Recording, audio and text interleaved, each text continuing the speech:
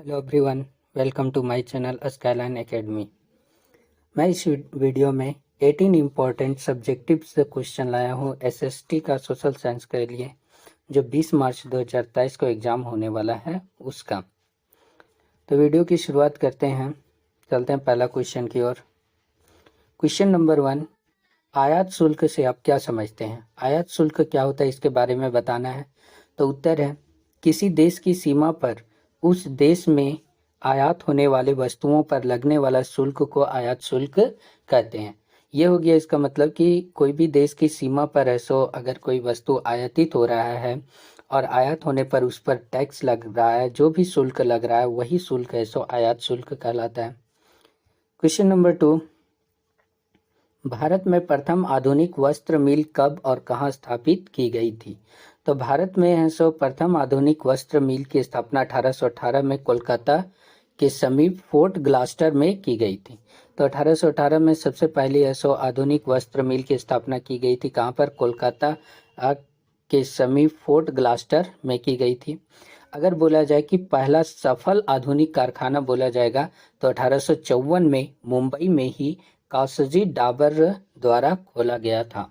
Okay, question number 3 है, भारत में झूम खेती किए जाने वाले 4 राज्यों के नाम लिखे।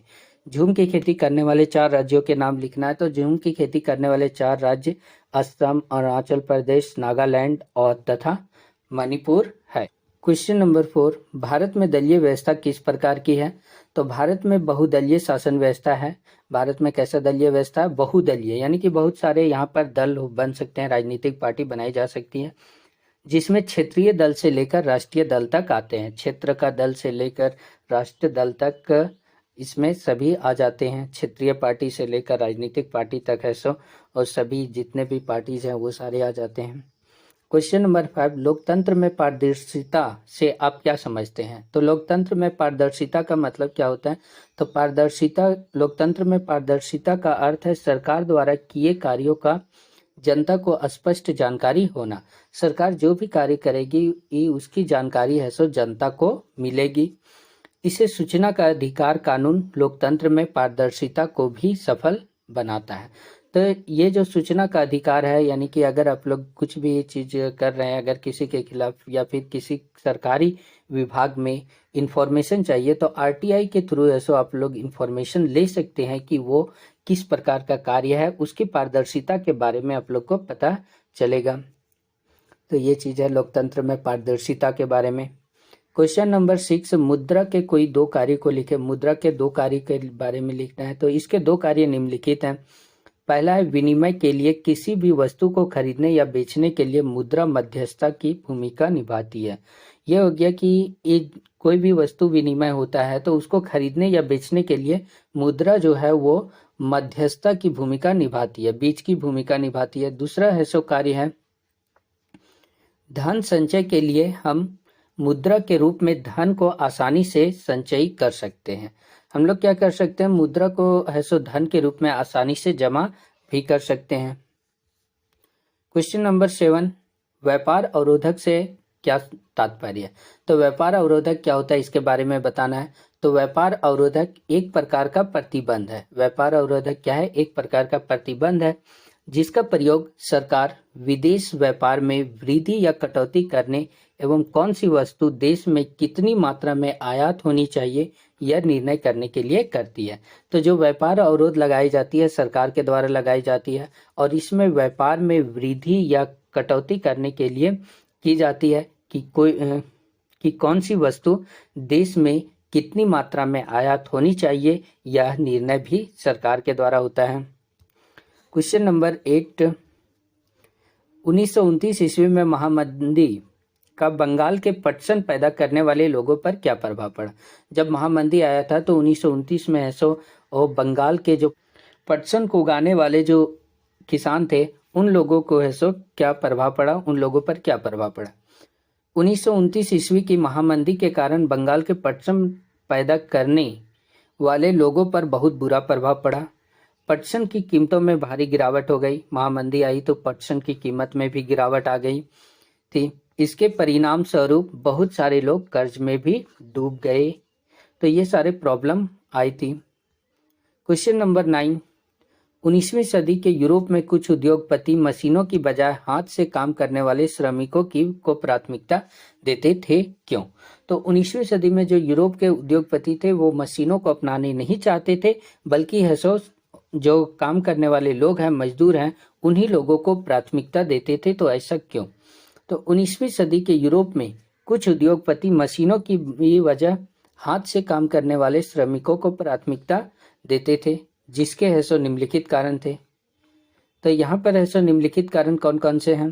पहला कारण है श्रमिकों की अधिकता, यानी कि मजदूर ज्यादा मात्रा में मिल जाते थे। दूसरा होता था श्रम की मौसमी मांग, जो भी ऐसा काम होता था उद्योग में, वो कभी कभी क्या होता था कि मौसम के अनुसार ज्यादा मांग बढ़ जाता था, तो इस वजह से वहाँ कुछ टाइम में मजदूरों की ज्यादा मांग होती थी, और कभी कभी ऐसा होता था कि मजदूर की कम मांग होती थी। तीसरा कारण है कि मानवीय कौशल से बनने वाले उत्पाद की मांग, जो इंसानों के द्वारा यानी कि मजदूरों के द्वारा जो सामान बनाया जाता था, उत्पाद बनाया जाता था, वो उसकी मांग जो थी बाजार में काफी ज्यादा होती थी।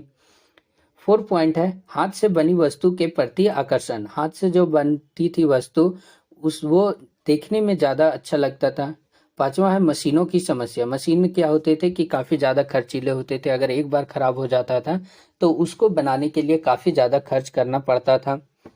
तो इस वजह से मशीनों की प्राथमिकता की बजाय श्रमिकों की प्राथमिकता दी गई। क्वेश्चन नंबर 10, पवन ऊर्जा पर टिप्पणी लिखें। पवन ऊर्जा के बारे में क्या कहा गया है? तो उत्तर है बहती वायु से उत्पन्न की गई ऊर्जा को पवन ऊर्जा कहते हैं। जो हवा बहती है तो उससे जो ऊर्जा उत्पन्न होती है, उसी ऊर्जा को पवन ऊर्जा कहते हैं। वायु एक नवीकरणीय ऊर्जा स्रोत है। वायु क्या है? एक प्रकार का नवीकरणीय ऊर्जा स्रोत है, इसका बार बार उपयोग किया जा सकता है। पवन ऊर्जा बनाने के लिए हवादार जगहों पर पवन चक्कियों को लगाया जाता है।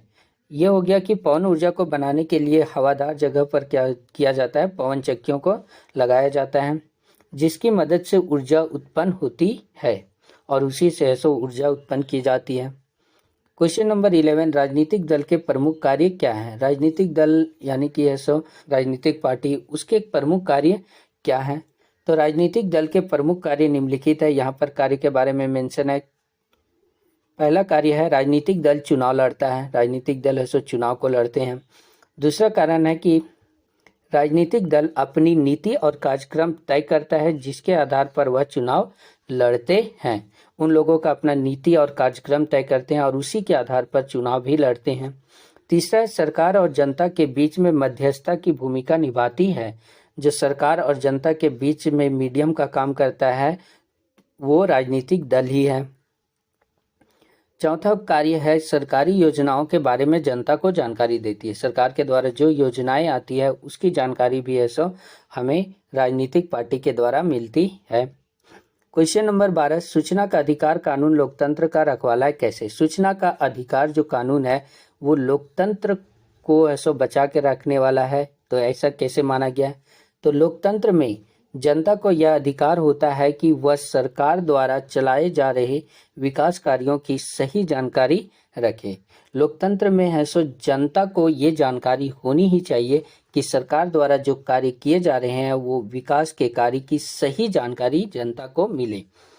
इसी उद्देश्य से 2005 में सूचना का अधिकार कानून बनाया गया और इसी के आधार पर 2005 में क्या किया गया? सूचना का अधिकार कानून बनाया गया ताकि विकास कार्यों में विलंब, सही तरीके से धन का व्यय नहीं होने तथा घटिया काम होने की स्थिति में कोई भी यह जानकारी ले सके कि इसके लिए कौन कौन जिम्मेवार है।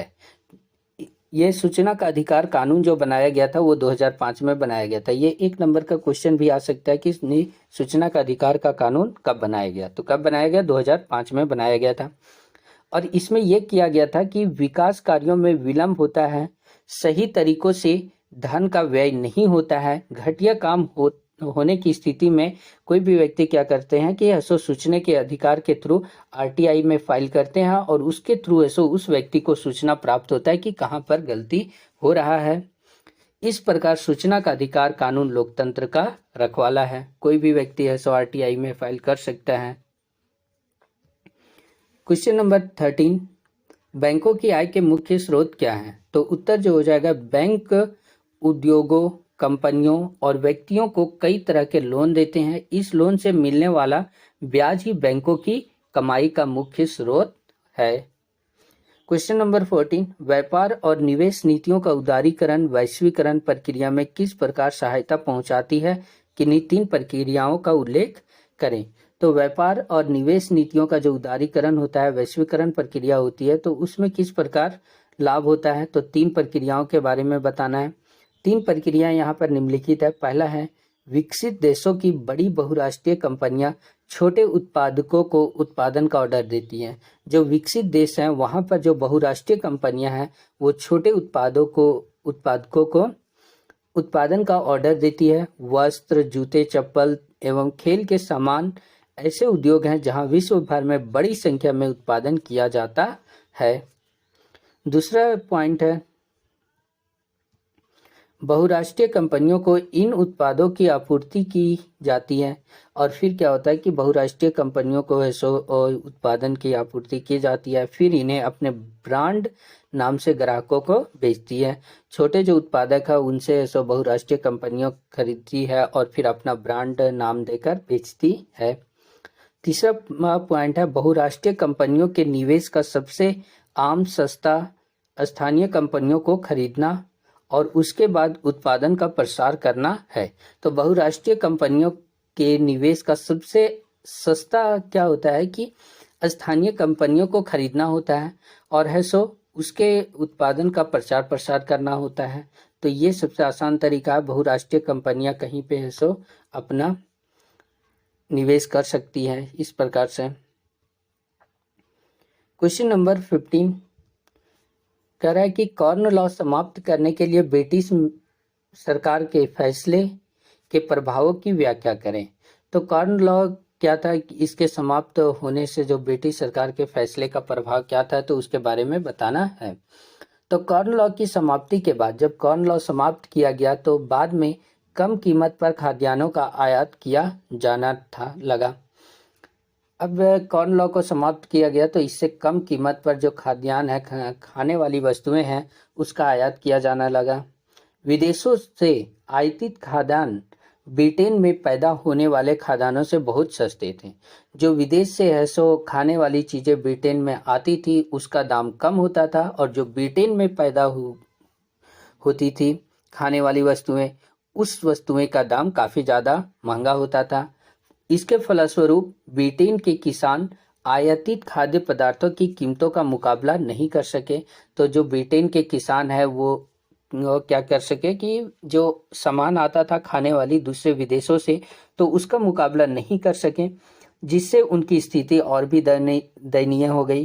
धीरे धीरे किसानों ने खेती बंद कर दी, हजारों लोग बेरोजगार हो गए, गांव के गांव वीरान हो गए, गरीब किसान शहरों और अन्य देशों में जाकर बसने लगे। तो इस प्रकार से कॉर्न लॉ को जब समाप्त किया गया तो ब्रिटिश सरकार के फैसले पर इस प्रकार से प्रॉब्लम में आई, दिक्कत आई।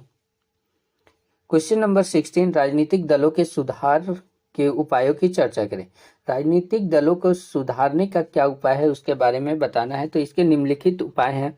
कौन कौन से निम्नलिखित उपाय हैं? पहला उपाय है, चुनाव आयोग ने एक आदेश के जरिए सभी दलों के लिए संगठित चुनाव कराया और आयकर का रिटर्न भरना आवश्यक कर दिया।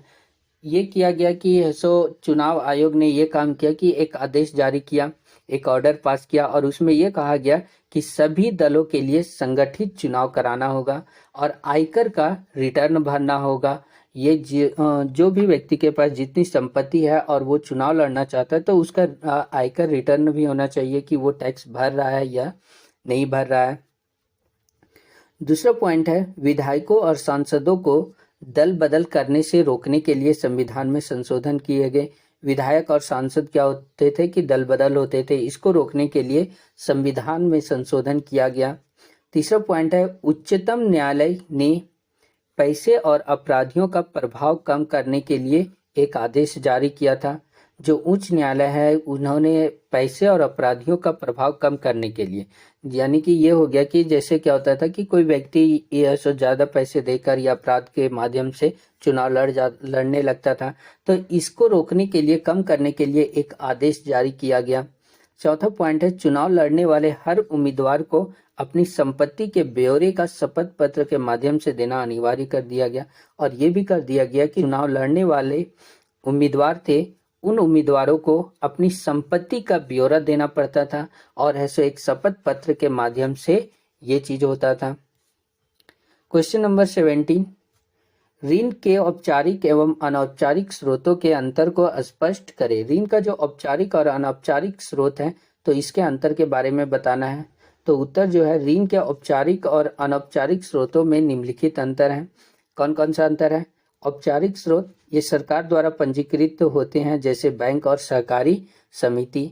अनौपचारिक स्रोत जो है ये सरकार द्वारा पंजीकृत नहीं होते, जैसे साहूकार, व्यापारी और रिश्तेदार। तो ये सारे सरकार द्वारा पंजीकृत नहीं होते हैं। दूसरा अंतर है कि औपचारिक स्रोत में इनका ब्याज दर निश्चित होती है। जो औपचारिक स्रोत में सरकार द्वारा पंजीकृत होते हैं तो इनका ब्याज दर है सो एक निश्चित होता है, लेकिन अनौपचारिक स्रोत में इनका ब्याज दर है सो निश्चित नहीं होता है। साहूकार अगर है सो 10% ले रहा है, व्यापारी 7% ले रहा है, रिश्तेदार 5% ले रहा है, कोई और है सो कितना अलग परसेंट ले रहा है। तो ब्याज दर इसमें निश्चित नहीं होता है अनौपचारिक स्रोत में। तीसरा अंतर है औपचारिक स्रोत में कि औपचारिक ऋण के स्रोतों से ऋण लेने पर शोषण नहीं होता। औपचारिक स्रोत से अगर ऋण लिया जाता है तो इससे है सो लोगों पर शोषण नहीं होता है, लेकिन अनौपचारिक ऋण के स्रोतों से ऋण लेने पर शोषण होता है। फोर्थ अंतर है, इसकी निगरानी आरबीआई करती है। औपचारिक स्रोत से अगर ऋण लेते हैं तो इसकी निगरानी आरबीआई करती है। आरबीआई का मतलब हो गया रिजर्व बैंक ऑफ, भारतीय रिजर्व बैंक।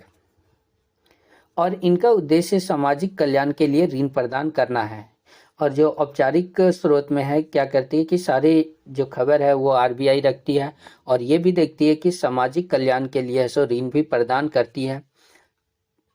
अनौपचारिक स्रोत में इसका है कि इनकी निगरानी आरबीआई नहीं करती है और इनका उद्देश्य केवल लाभ कमाने के लिए होता है। अनौपचारिक स्रोत से अगर ऋण लिया जाता है तो उसमें है सो और ये लोग लाभ कमाने के उद्देश्य से काम करते हैं। क्वेश्चन नंबर 18, भारत में चाय की खेती कहाँ की जाती है? इसके आवश्यक भौगोलिक परिस्थितियों का वर्णन करें।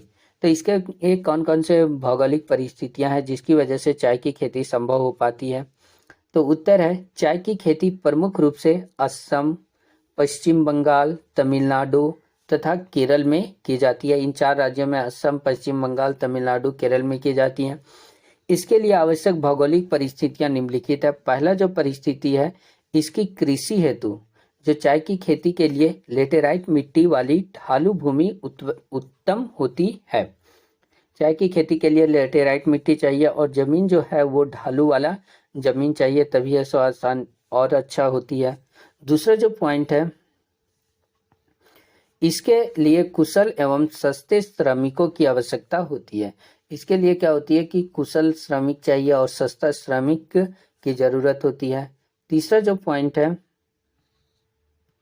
वो है, इसके लिए 20 डिग्री सेल्सियस से 30 डिग्री सेल्सियस तापमान आवश्यक होता है। 20 डिग्री सेल्सियस से 30 डिग्री सेल्सियस तक तापमान होना चाहिए। चौथा है कि 150 सेंटीमीटर से 200 सेंटीमीटर वर्षा इसके लिए उपयुक्त होती है। यहाँ पर जो चाय की खेती की जाती है तो कम से कम 100 सेंटीमीटर से 200 सेंटीमीटर वार्षिक वर्षा होनी चाहिए, तब अच्छी खेती होती है। ओके, तो ये थे जो टोटल 18 सब्जेक्टिव क्वेश्चन थे जो एग्ज़ाम में काफ़ी ज़्यादा इम्पोर्टेंट है। तो अगर वीडियो अच्छा लगे तो वीडियो को लाइक कर दीजिए और चैनल को सब्सक्राइब कर दीजिए। वीडियो को एंड करते हैं। Thank you.